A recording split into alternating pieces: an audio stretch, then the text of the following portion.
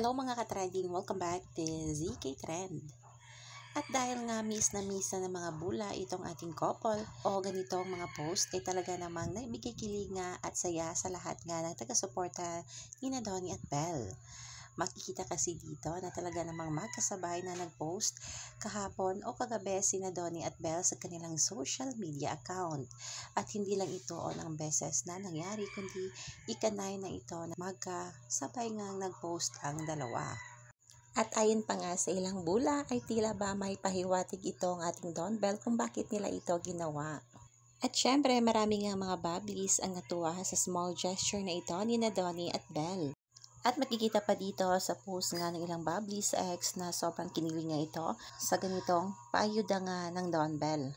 Ayon nga dito sa ilan nilang komento, "You can't convince me that it's just a coincidence when this has been happening a lot, more than we can count.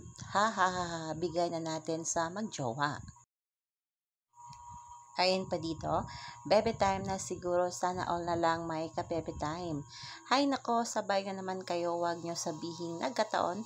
Kasi lagi-lagi naman hindi lang to 1, 2, 3, 4, 5 nangyari, mahigit na sa 10.